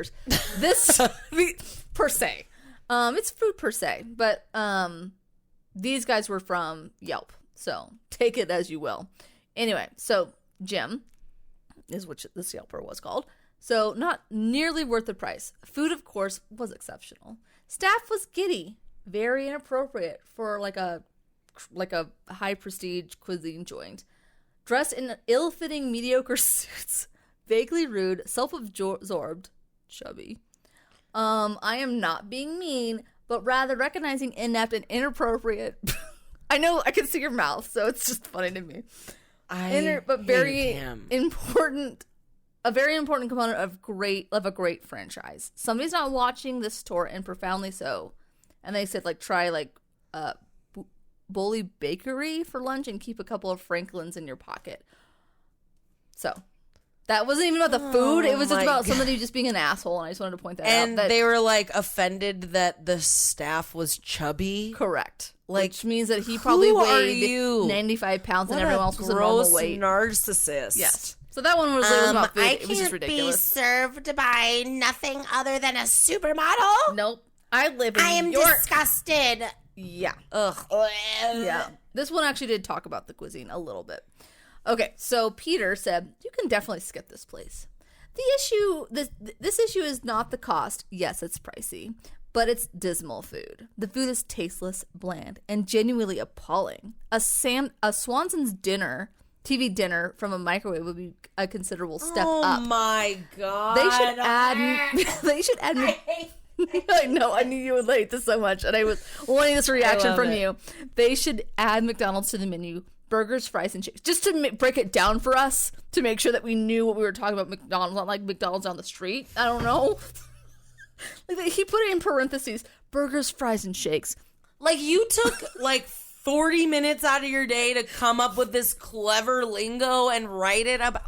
He's dude, he got in his car, and he was like, dude, I'm going to go to my fucking PC, and I'm going to fire that bad boy Look up. at this Yelp review I posted. Yeah. You guys want to go look at it? I'm like he's like one of those fuckers that go like, I'm a professional Yelper. Like, I have interviewed at least 95 restaurants in the city, so you're gonna have to give me a free meal. Oh my. He's probably one of those. Probably. Anyway, so he's like, saying like they should add McDonald's to the menu so that guests will have something to eat. Basically. Maybe your girlfriend needs something to eat because of your micro penis. Just kidding. No shit. Sorry. Yeah. So much micro penis talk today. So much. Microsoft. The joke is definitely on the customers who generally don't seem to get it. What?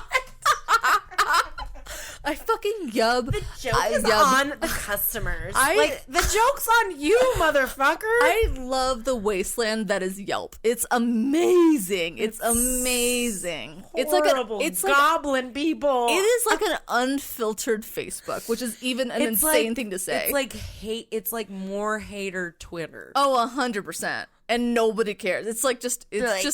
What's the most clever way I can talk shit about this place? So fucking funny. I love it so much because my water was too filled. Yes, it's true. Okay, this last one from Per Se, I'm pretty sure it was a joke because it just doesn't seem real to me. But like, I hope it was a joke. Anyway, it says it's from Ariel, the mermaid. So, yo, what the fuck? This place didn't...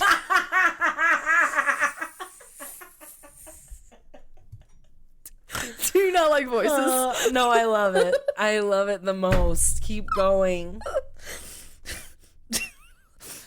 I went to Per Se, and I'm going to start it off by saying, yo, what the fuck? I'm sorry. They actually say WTF, but whatever. Okay. Anyway. This place didn't even have chicken nuggets. Okay, this has... It clearly was either that or it was Peter's wife. I don't know. So, why does everyone like it so much? And and what is...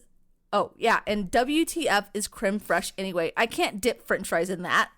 In review. Oh, my... Okay.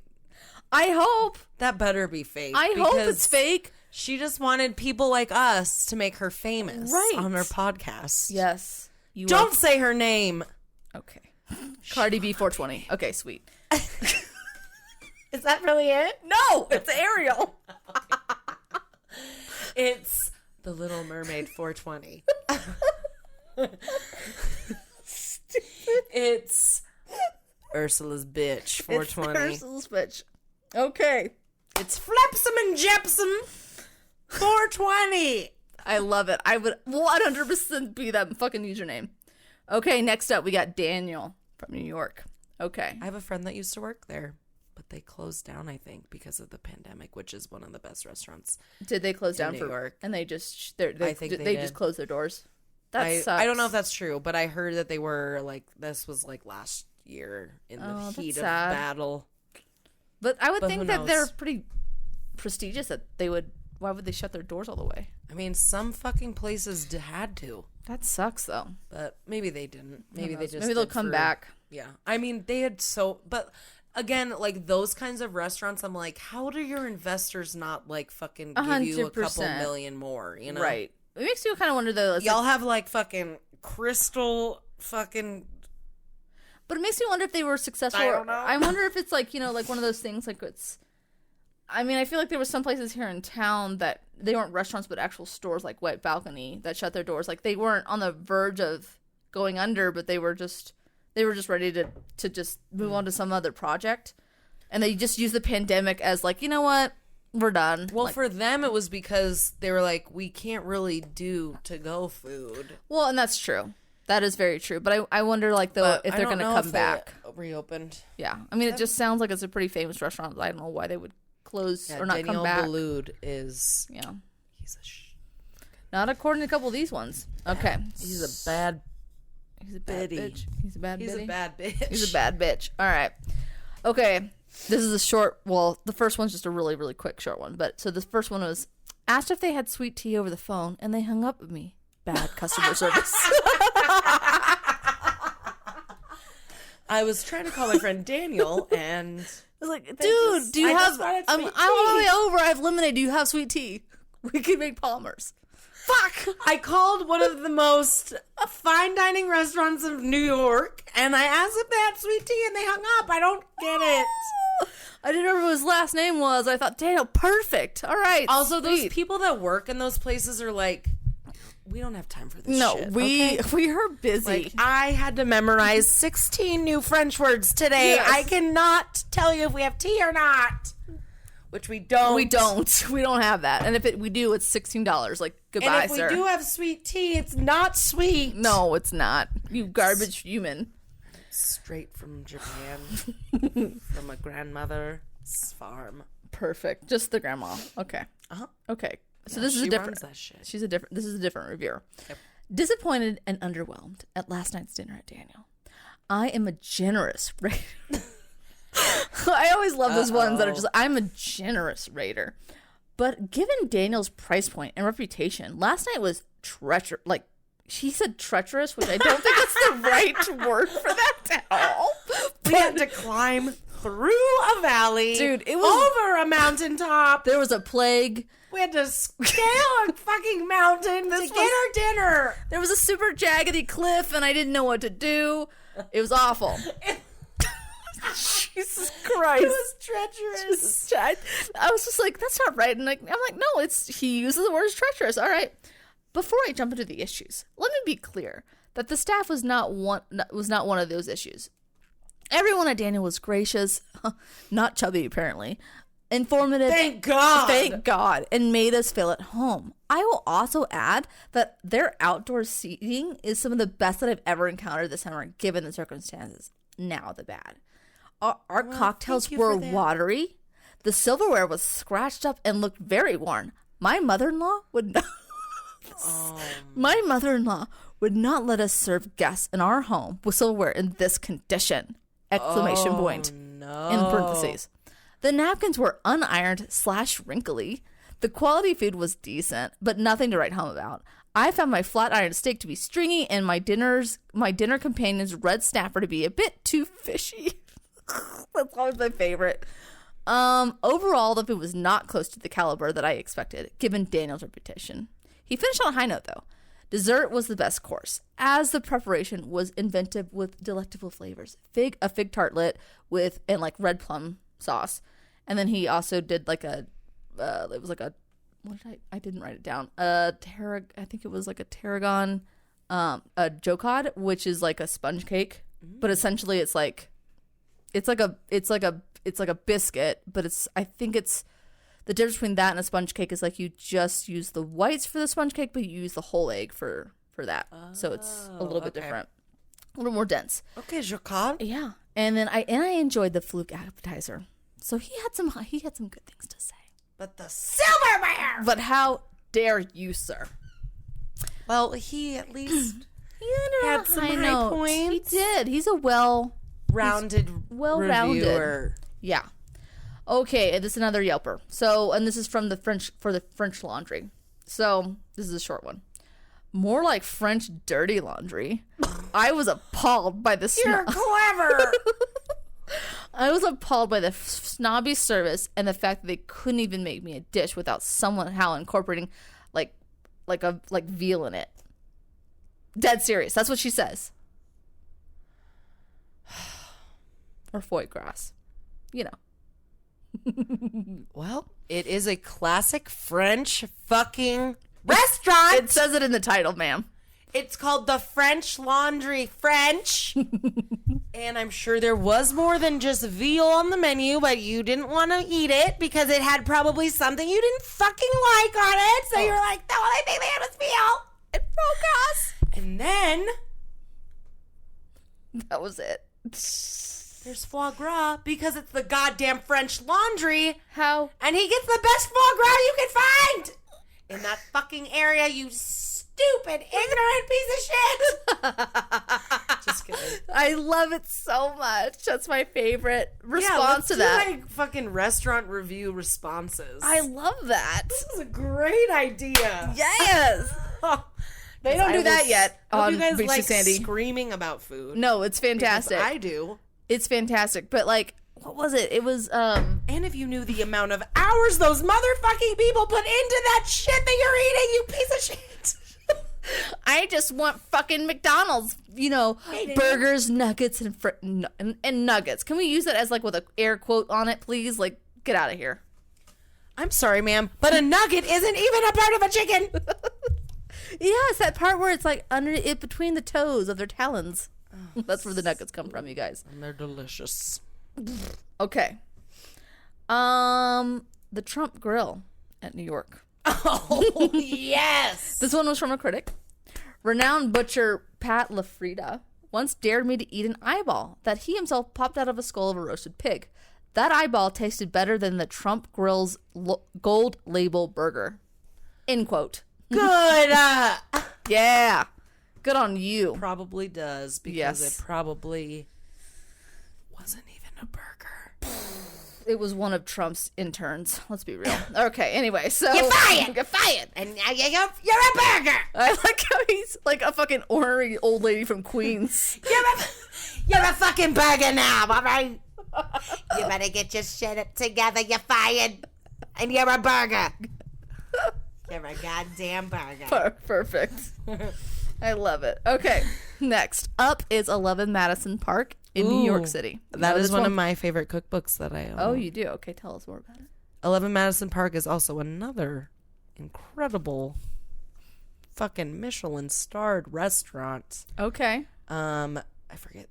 Daniel Hume is the chef there, I'm pretty sure. Okay. He's like in his 30s, I'm pretty sure. Oh, fuck, he's a young buck. Or maybe he started there when he was like in his late 20s.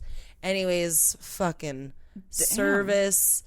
It's a fucking theatrical performance. Going to dinner there. I've never been there, but I do my research. Apparently not to John S. So he's a John Ass. Yeah, more like John Ass. They forgot the as. So this is another Yelper review. So, quote, running a carrot through a meat grinder and then presenting... I'm just watching Brie's face. Sorry, everybody. I'm gonna spit my Meyer lemon Topo Chico drink out. Don't be fucking doing that. Okay, please start that over because I need to retake that in. I'm so glad you're enjoying this. Okay. Running a carrot through a meat grinder and then presenting it with some other raw ingredients for me to mix is not what I pay for at a restaurant. But you probably go to the fucking melting pot, don't you? Oh yeah, you dip that shit for $100. You cook your own goddamn meat, but like when I present it to you beautifully, go fuck me, right? Okay. A carrot that was probably blessed by the monks of 100%. Tibet. And some poor little chef back there was like, I peeled this for 6 hours of my 100%. time that I worked for free. God damn it. Just to work with him. What do I know about mixing flavors in proper portions? He wrote this in all caps, I am not a chef. Clearly. Okay, first of all, sir, the things that you get on your plate are supposed to be perfectly paired together. But he's having to like make the deconstructedness. But again, I don't get it. You go to melting pot and don't fucking complain about that. So shut up. That's because they feed me full of bread and cheese. That's because I get a giant pot of cheese. I know what to do with that. I just wash it down my gullet. Okay, it's so hot, but I still chug it. I've got blisters on my mouth.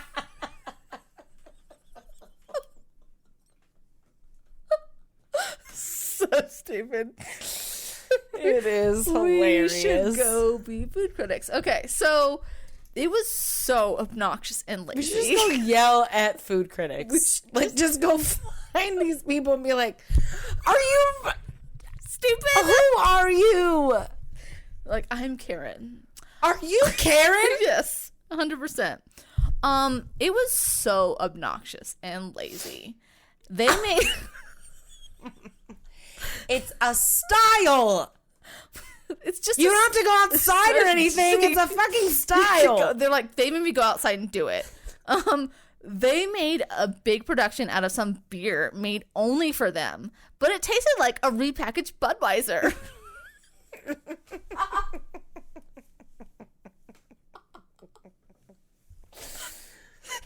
Oh my. I love Yelp so much. You know what else? Do you know what else I don't like? I don't know what's funny. But I'm like, what, John? What else do you not like? Fucking pussy? Not like? I don't know what else you don't like. Jesus Christ. I forgot about this part. Eating foam like an infant that can't chew real food. It's a garnish. You're not supposed to eat it just by itself. I mean, you can, but you're supposed to accompany it with the other things on the plate. Oh my God. The service was fine, but nothing can make up for the alleged meal that we were served. Oh my God. Oh, the foam thing. I forgot about the foam thing. That's funny. Okay. I mean, so, yeah. That's funny. Yes. Okay, the next one is in Atlanta, and this one actually is closed because of the pandemic. Brisa? Have you ever heard of that? Brisa? No. Anyway, so he said, and I think this was done by a critic. So a beet salad accompanied by goat cheese panna cotta was a plate of beets that, as my friend said, might turn children off of vegetables forever. They tasted like they had been cooked last week and refrigerated next to an uncovered vat of liquid aspirin. Wow. Okay, first of all, the beets with the panna cotta, but I mean, I don't know. He just saying that's what it tasted like. But the fucking wow, that's a very specific.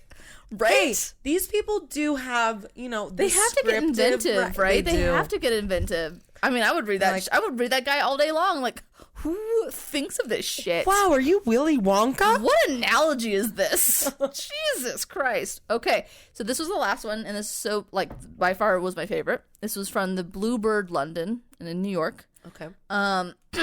The Bluebird in Fort Collins? The Bluebird? The cafe? The cafe, the cute little bakery. So it's a British, obviously, restaurant. The restaurant located in New York's Time Warner Center is a soulless and overpriced, but it escalates very quickly. Soulless and overpriced, but more significant. Soulless. That's what he said. Right. And overpriced, but more significantly, the food is manifestedly dreadful. I'm like, wow. Jesus Christ. This is like from the beyond, dude. Manifestedly? Yes. The fish and chips are soggy. The duck is blubbery. And worst of all, the steak...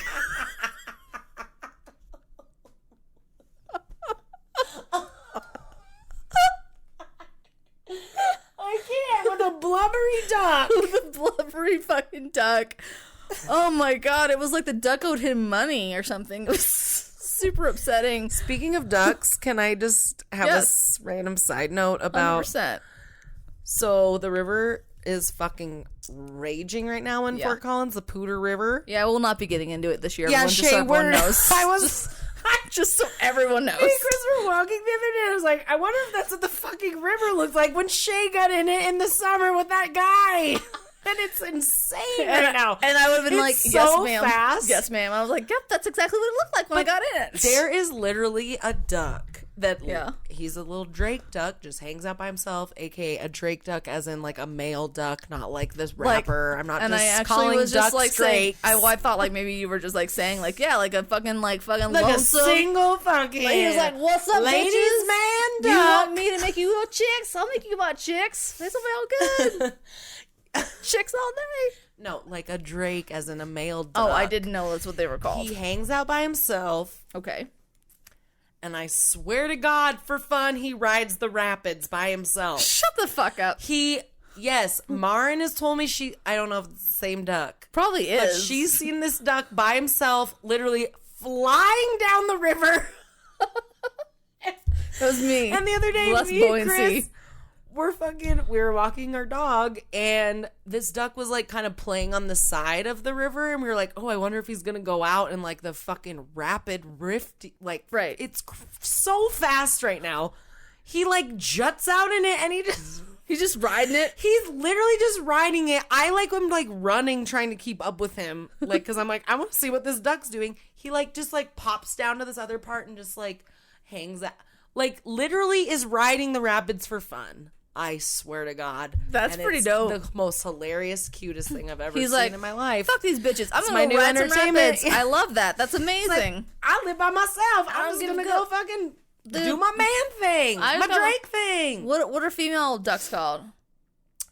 Yeah. They're just called ducks. I'm going to go fuck some ladies. I'm going to go ride some rapids. A female peacock's a peahen. Oh, a peahen? A peahen. No, it's like a peon. Okay, like a European. Not a peon. A peahen. Not a peon. Peon it. Anyways. Not out it. All right. Enough about ducks. I like it, though. Enough that's about super blubbery ducks. That's seriously adorable. It's really fucking cute. And I saw him today by himself. I think it was the same one. And he was sleeping on a rock. Just waiting for the rapids. They sleep on one foot. Yeah, which is weird to me. I don't understand if that's like... No one's gonna know. No one's gonna want to eat a one-footed duck. With their little heads tucked in the fucking... Their little exorcist heads back. Yeah. Behind them, and their little one leg. Yeah. Little possessed little demons. So no one comes and eats them. They are. Yeah. They are. Little capones. Yes. Yes. I learned a new word. All right. And then also, and worst of all, the steak tartare was so abominable. It was so raw. It was raw, you guys. I could have died. Tartare is raw. And apparently he spit it out with a napkin. Oh no. So was it rancid? I don't know. He just said the tartare was... So this is what he said about it. So the initial flavor was bland, quickly followed by like an ammonia-like tang. It was an aroma that recalled room temperature hamburger meat from a grocer that lost power. Have you eaten that after you've experienced that before? It was again like the one guy that was just like, it tasted like human flesh. Like, okay, Dahmer, like, okay, easy. Literally your name is Jeffrey. Clearly. I felt my eyes water up as I chewed. I tried to swallow. I felt my entire GI tract prepare to purge. In review. And that's all I have. Fucking classic. I mean, it was pretty dope. Those are great. I really enjoyed that. We should definitely do more of those. Okay. Every once in a while, I'll do some of those. Those are fun. That's hilarious. Those were fun. To me. But again, like if you really enjoy just yelling to yes. the people without them ever hearing me yell at them. I love it so much. Again, like if you want like some really great ones like that, but they do all sorts of shit, listen to Beach Too Sandy, Water Too Wet. It's pretty funny. That's so funny. These are just us laughing at it and not doing any sound design. So whatever, take it as you will. That's fine. But that's yes, better. But it's funny, and I think I'll do. Now that I know that you like it, I'll do those every once in a while. That's pretty funny, especially when it's about like fucking prestigious restaurants. Right. So like that's what I thought that was super funny. Like they were like the funniest things from like fucking like chain whatever restaurant. I'm like, I don't give a fuck about. Everyone knows Applebee's sucks. Like we don't need to. No, we don't. We know that. Like it's fine. I'm sad that you probably didn't get your iced tea filled up.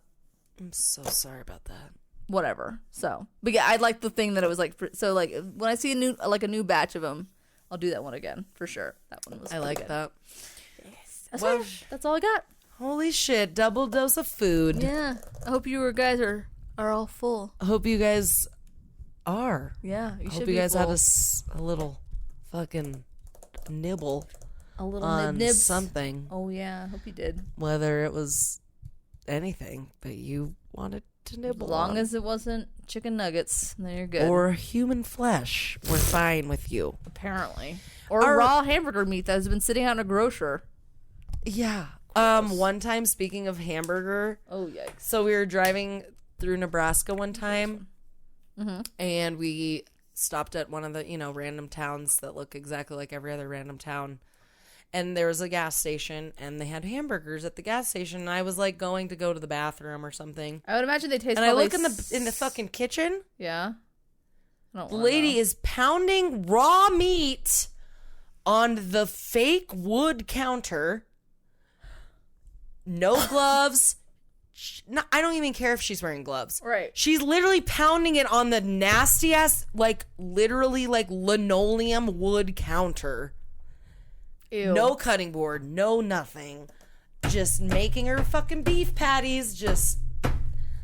And I just threw up. And then you went back to your car. I went to the bathroom and I said, "No one ever get a hamburger from this place in your life." I thought you were gonna walk back out and all of your family was eating those hamburgers and like we gotta go. No. You're gonna all vomit here in about 45 minutes. We usually do better than that. That's good. I'll stop. My dad gets those stupid Allsups burritos from the New Mexico. Have you ever gone to an Allsups in like New Mexico? No. Oh, it's garbage. But like, I don't know what that means. They're like, okay, do you remember? You probably remember these. I don't think they probably serve these in schools anymore because they should have never served these in schools because they're foul, but they were delicious. They were essentially like chimichangas, but they were like those burritos that they were like a shell essentially, and it had like fucking mystery meat in them. Like they sold them in a lot at the cafeteria for like hot lunch and stuff, but it was like Mexican cuisine day. I'm doing air quotes just so everyone knows. I mean, we had fried chimichangas, but they were bomb as fuck. But we were in California. Oh, that's from why. Costco, yeah. No, I mean we didn't. No, like they were just like these like nasty fried whatever, and they were like this is garbage, but they're fucking good garbage. Mm-hmm. They serve those like at Allsups, and you can go like it's like these dirty fucking gas station food, and my dad gets them every single time. Like you're a foul creature. Your dad. Don't. It's typical dad food too, for sure.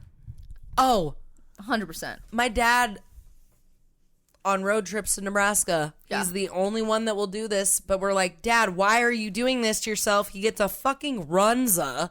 Right. It's like, "Dad, you're gonna feel like shit." Yeah. Oh, 1 hour later, feels like shit. It's like, why did you eat a runza, Dad? Right.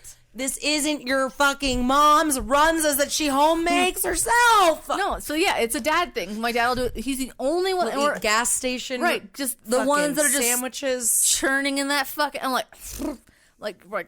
Please don't do that. And if you do that, then you're gonna sit in the back of us, and you can keep that window rolled down because we're not doing this. That's why they're so strong. Yeah, just kidding. They are. It's all the so resilient and the runzas. The runzas. Yes, but anyway, speaking of runzas. We gotta run. I gotta run. Soon, all right. So let's do this. We should roll this dice. But you gotta give your But first of all, before I go, I just want to say hi, guys and how you girls doing? And humans, friends, aliens, whatever. Fucking whatever floats your boat. Homies, what's up? Rolling with them. Thanks for rolling with us today. Not on rolling on mushrooms or ecstasy. What do you roll on? Whatever floats your boat. Anything? Molly? Rolling on Molly. Is that it? Is that what the kids call it? Is that what the children call it? Is that what the young whippersnappers are doing these days? No whippersnappers. Anyways, well, thanks for hanging out with us. If you've been around for a while, we love you. You know that. You're the best. best. This is your first time, we love you. Welcome, and we love you too. Thanks for joining us. Be sure, if you've been listening for a while, or if you feel so inclined, to leave us a review or share an episode with your friends because you think we're ridiculous or hilarious or you learned something new, whatever. Yeah. Got any suggestions for us? Yeah, if you guys shoot us some DMs. Yeah, shoot us the DMs. We always love getting your DMs. We love when you tag us in your posts. Yep. Or old timey emails. That's fine. Yeah. Or old fashioned mail. If you want to send us a chain mail because you're like, who am I going to send this to? Yeah. Just put us on. Or my family's going to die. Add us to the list. Add us to the list. Just do it. If I don't do this, my crush won't talk to me for 6 days. Fuck! So we got you for that, too. We got you. Don't worry. We also got you for that fucking farmhouse hemp 10% discount code. Yeah, so be sure, if you guys want some sweet CBD, be sure to check them out. Farmhouse Hemp. 30ish. 30ish, THURDYISH. Which is, that's where how you spell it when you're looking at for our Instagram as well. Yeah, so find our Instagram, THURDYISH. Mm-hmm. Use our discount code for Farmhouse Hemp and fucking hang out with us every week. We're here every Sunday, pretty much most of the time. Yes. Most of the time. Yes. So yeah, thanks again. And we're going to roll the dice to see what the fuck we're going to talk about next week I'm for rolling you. it, and I'm rolling it real good so I don't. I know we haven't like rolled nostalgia. Like there's like our We get on streaks. we have phases of our dice. Phases. I think it's just the energy of our hands. It must be One nostalgia. Nostalgia. Sweet. That's the only one I ever remember. All Are right. you excited? I'm excited. 4 history. You got history. Yeah, it's a new mix-up. I like it. History and nostalgia. We haven't done either of. Actually, I did history last week. But we haven't done that combo in a while. We haven't. No. Well, I'm excited. All right. Here we go, and Filthy animals. I mean by here we go, I mean here you go, because we're done, guys. Yeah. But we love you, and we'll see you next week, and we'll see you on the flip side. And on the flip side.